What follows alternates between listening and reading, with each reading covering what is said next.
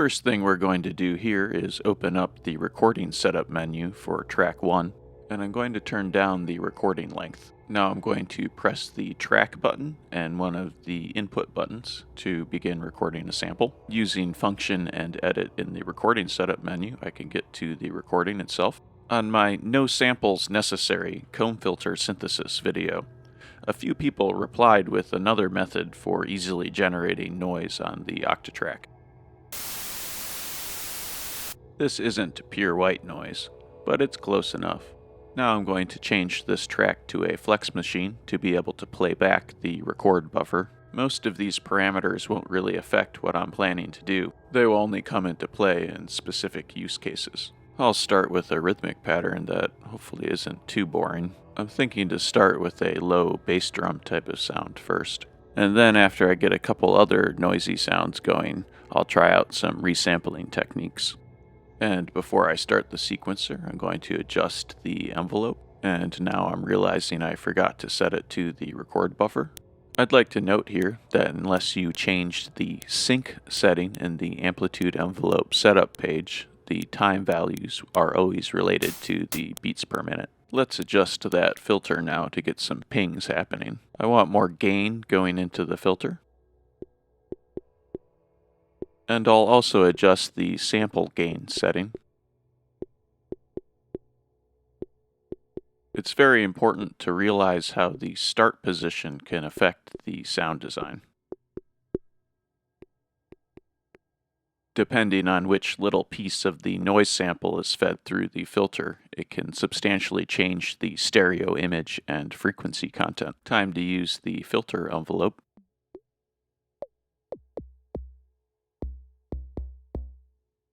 Getting a bit beefier.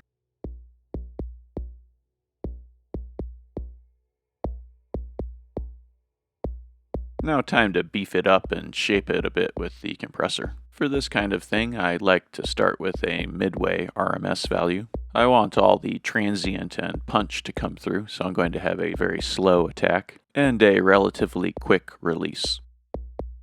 There's a lot of gain on this compressor. It will very quickly go into distortion. My goal here is to thicken the sound while preserving as much transient information as possible. Turning the mix down helps with the transient coming through a bit more.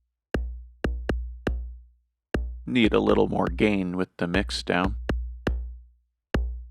I'll push up the gain a good bit more now. And I really can't emphasize enough how much the start parameter will affect things. Time to revisit the filter.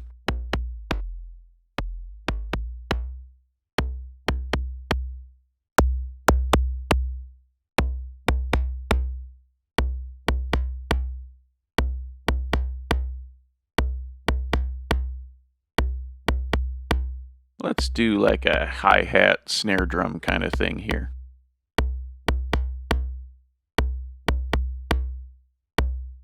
As usual, I forgot to set it to the record buffer. That wasn't the most pleasant thing in the world. Since the Octatrack filters have two resonant peaks, they work very well for percussion synthesis. Can't forget to turn up that volume parameter.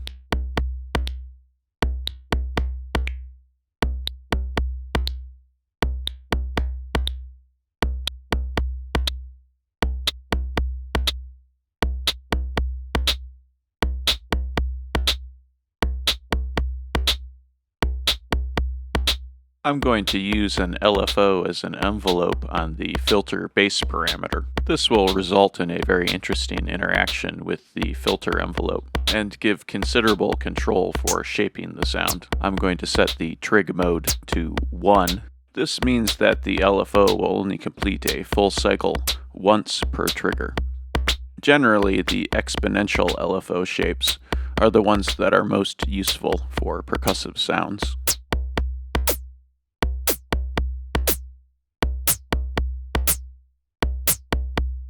Doubling up the modulation on the filter width can also be very interesting and gives a wider variety of percussive envelope shapes as the modulation from the filter envelope and the LFO envelope are combined.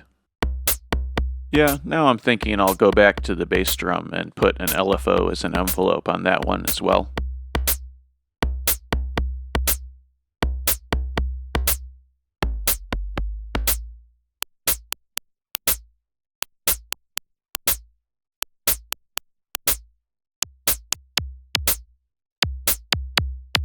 Very different percussive shape now. And don't forget that's interacting with the compressor as well. Okay, that noisy hit is really annoying. I need to fix it.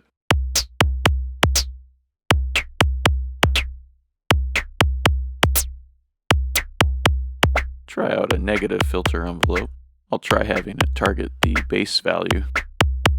Not feeling the negative sweep. Conveniently, in the filter setup page, we can disable the resonance on the high pass or low pass individually. I want to hear that high pass filter resonance better.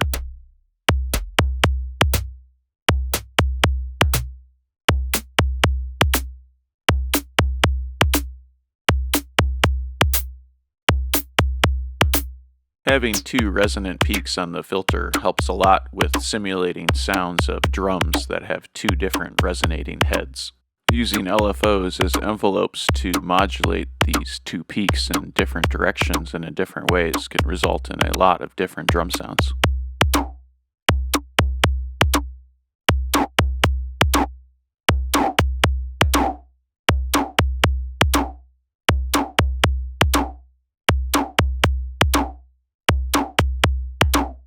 In this lower pitch region, it's easier to hear the distinction between the two different resonant peaks.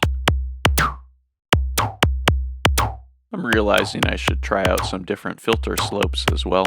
Steeper slopes on the filter let through less of the noise signal. And I haven't even tried touching the filter distortion yet. Getting a very woody sound out of the bass drum now. That's just kind of a gross squelch on the snare though. Might as well try it out a bit.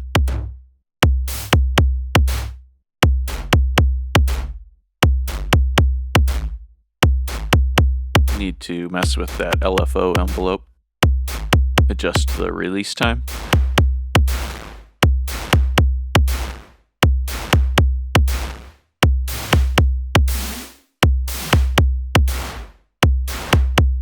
Getting sounds that would be good snare layers, but I don't want to spend that much time to layer sounds.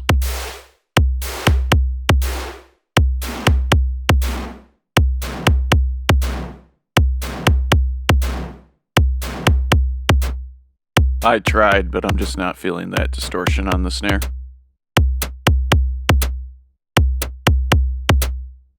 Definitely feeling the need to turn up the tempo now.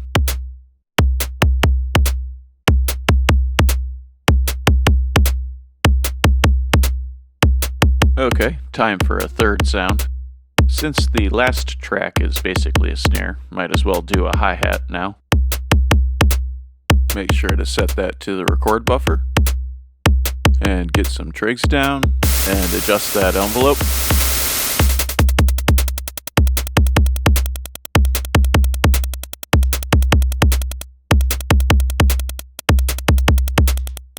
Time to get the filter into it.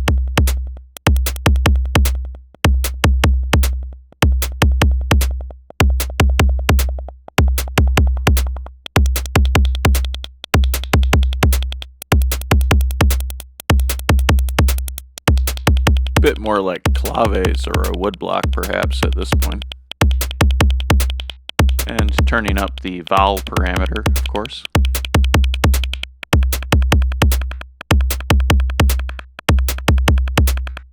I want some atmosphere in this, so time for a reverb, I think. The plate reverb is good when you don't want something quite as luscious as the dark reverb.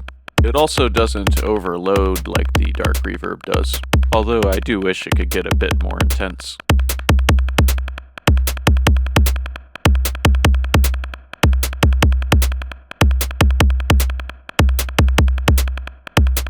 That snare is still bugging me. Time to put a compressor on it and see what I can do.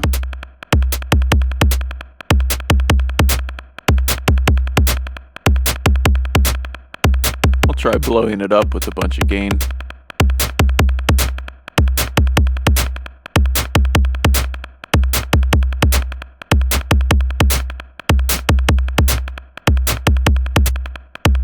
This sound makes me want a couple more hits.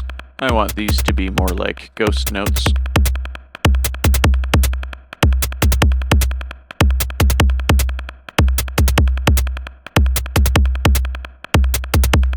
Let's go back to the third sound that I was working on.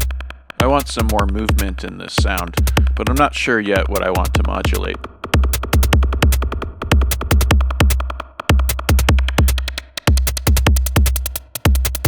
Well, now we're back in hi-hat territory for the moment.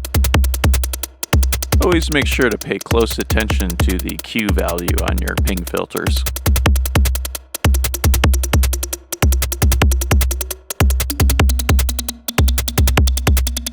I'm curious what switching the target of the envelope modulation sounds like.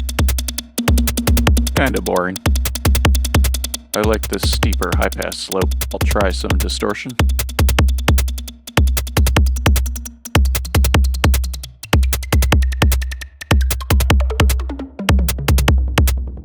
That's a pretty fun, warm bass sound. You can easily produce a scale from this technique by resampling these types of tones.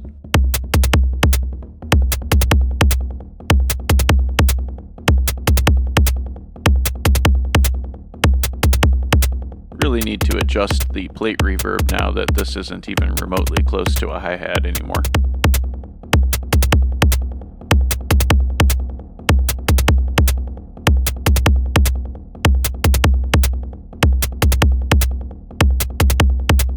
I'll put a neighbor machine on track 4 so I can put a compressor after this plate reverb.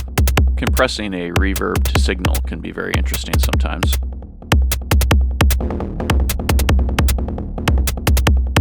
Smashing it down pretty good here with this compressor. Just want a smidgen of the compressor distortion. Time to revisit the ping filter.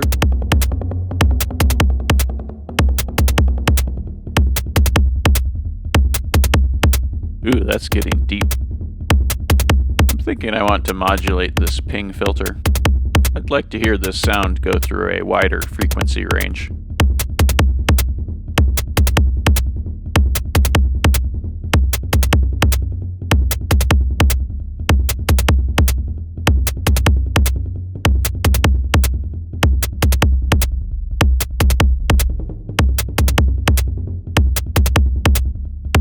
Turning into a sort of techno timpani.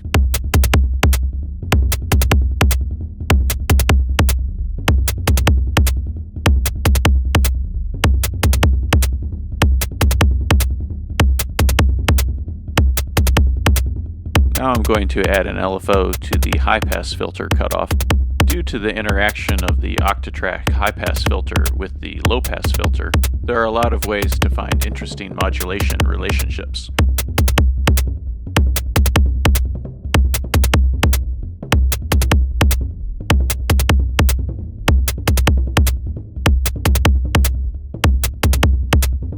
Just trying to find some simple modulations that produce an interesting pattern.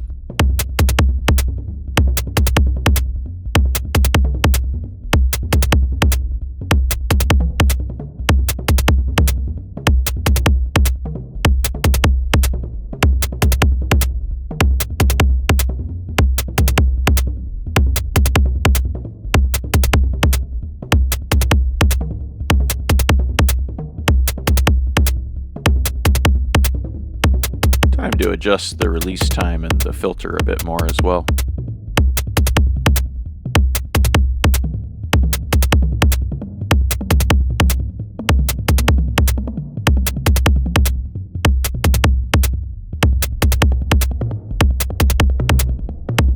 Going to try some modulation on the release time.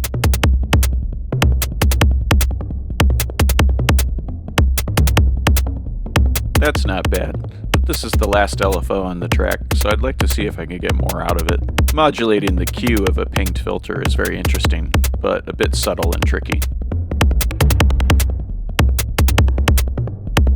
Yeah, getting a good amount out of this LFO now.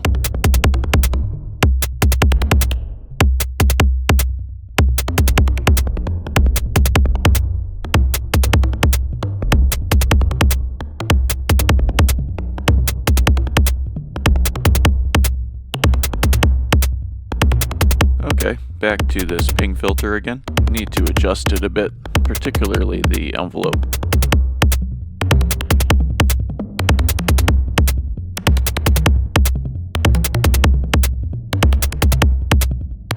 I'll try maxing out the resonance. Increasing the envelope hold time will result in a blockier or chunkier attack.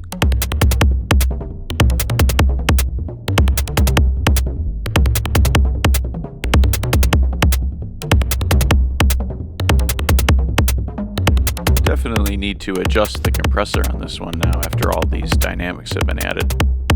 I still want to squash it and distort it, but in a somewhat different way.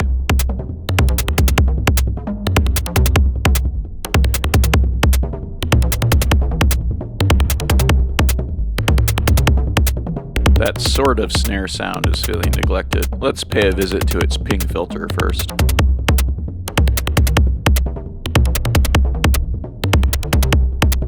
And adjust the amplitude envelope a bit.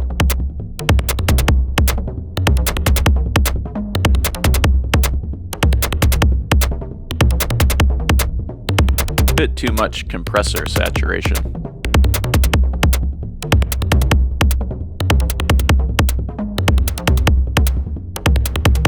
I'll put a couple P-locks in here.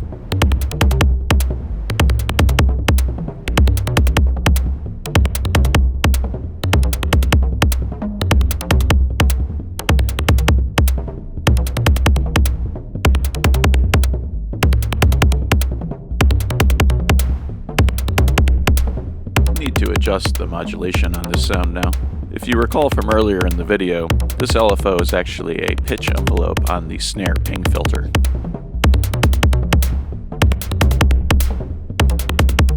Now for the bass drum pitch LFO envelope.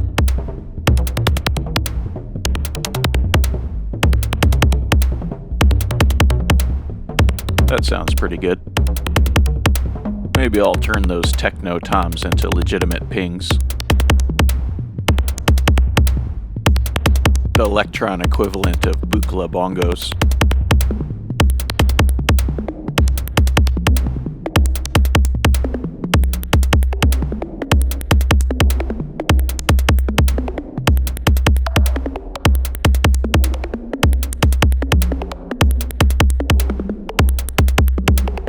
Very small amplitude envelope changes will have very large effects in this type of pinged filter scenario. Now they kind of remind me of rototoms. I'm thinking it's about time to start some resampling, but I want to adjust these sounds a bit more first.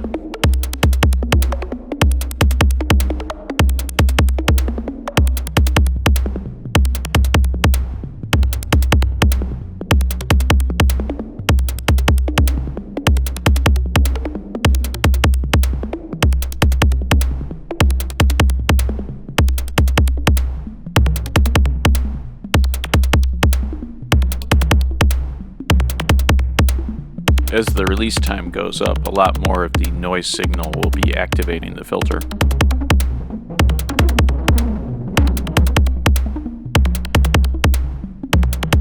Now I'm curious if I can find any nice sweet spots of the modulation and filter frequency relationships.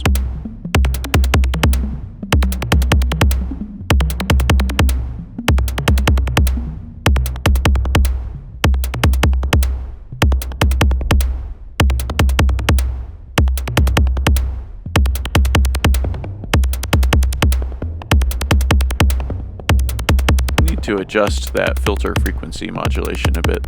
Change the depth slightly.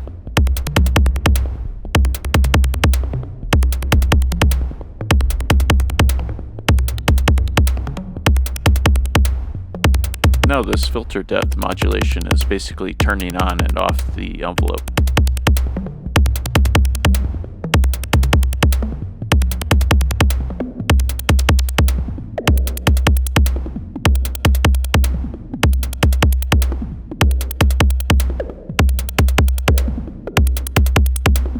don't really want negative sweeps being caused by the square wave LFO.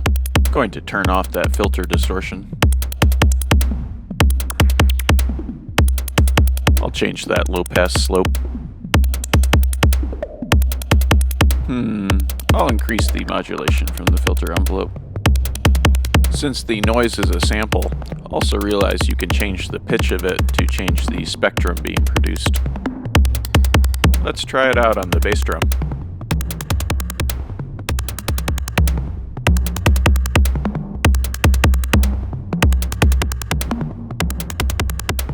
Lots of subtle possibilities and tones that are not obvious. Let's see what effect it has on the snare.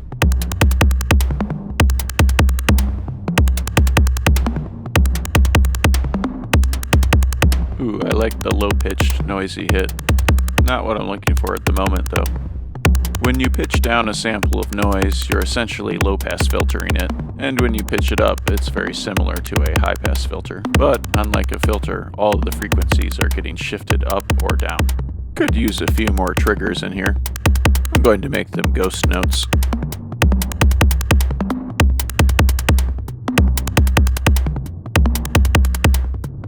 Now it's time to set up a resampling channel. I'll put a flex machine on track 5. I'll start with ping pong looping and time stretch off, and this time I'll remember to set it to the record buffer before I begin. I'm going to feed it from the Q bus. I'll just queue up all my tracks.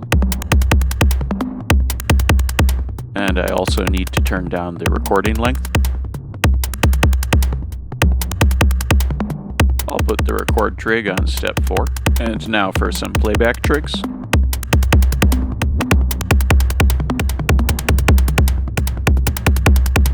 Let's activate this filter a bit. Time to take a look at the waveform. Getting some clipping, so I'm going to turn down the Q in the mixer page. I don't always mind a bit of clipping, but if you don't know it's there, it can trip you up.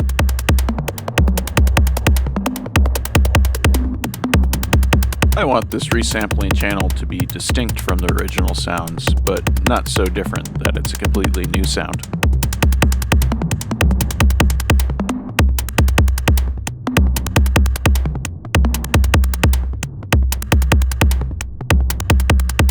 This down pitching isn't very audible because of my short release time.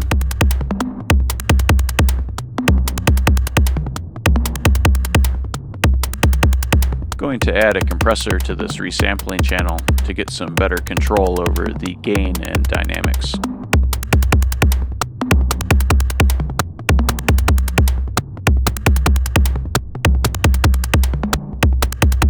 Need to turn that release back up.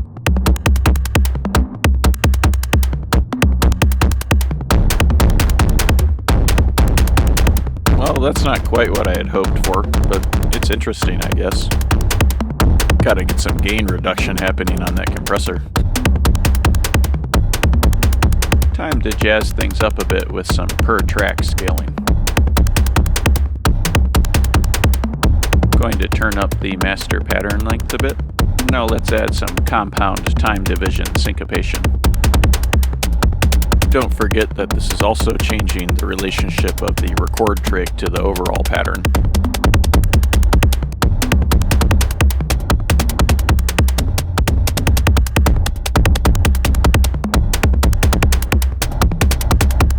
Time for some P-locks in the resampling channel.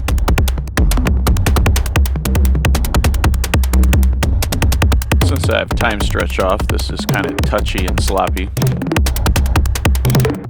And here's one of those situations that will stop playback.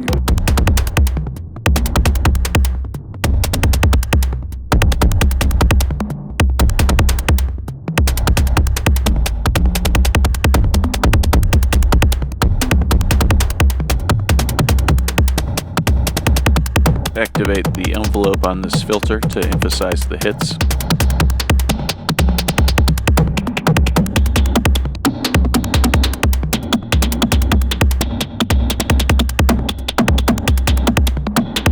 Let's try some modulation on this resampling channel. The start parameter will definitely do some interesting things, but it's going to stop playback some of the time.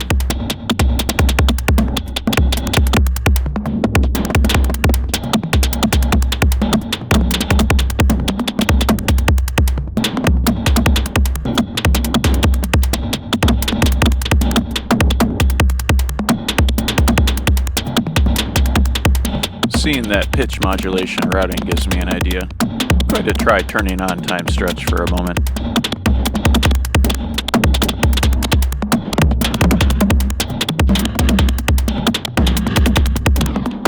Okay, going to turn off time stretch for a minute and dig in a little deeper.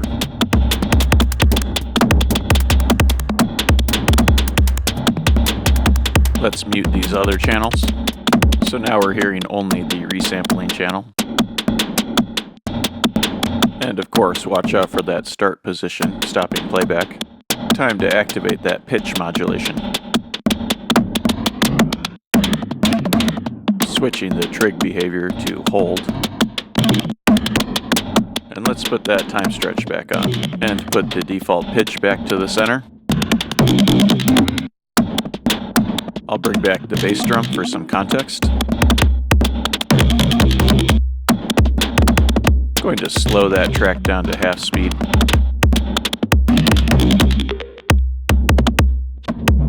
Needs a bit of release time adjustment now.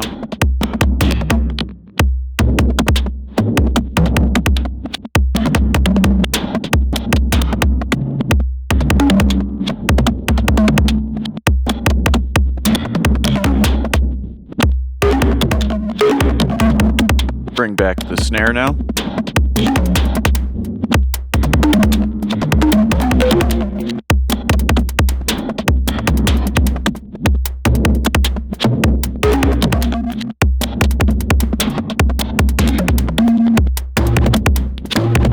And time to bring back in the bongo toms as well.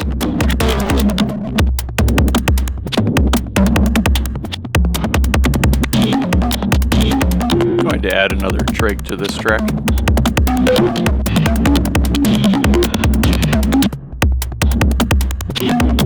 Let's try some other modulations now. Retrigger is very effective in this type of percussive rhythmic context. Now time to adjust the default retrigger amount and retrigger time.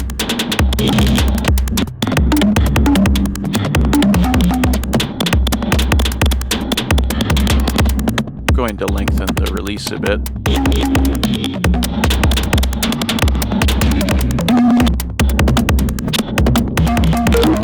Time to switch the retrigger modulation to hold behavior.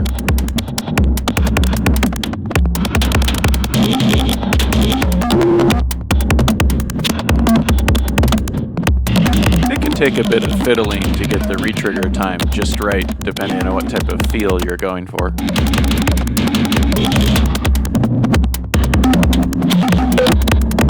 So now for a master bus compressor. I was sneaky and set the master track effects to none before starting this video. Also note that I have the master track level at maximum. Need to turn down the level on that resampling channel. Okay, back to the master bus. I'm going to push this compressor pretty hard to see what kind of shaping I can do with it. A slow attack and a fast release will allow a good amount of transient information to come through.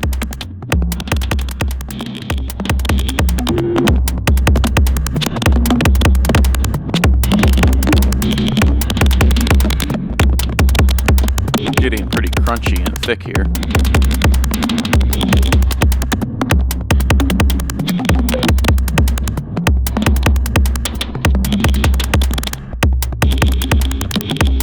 Going to try a bit more gain reduction as I close this out.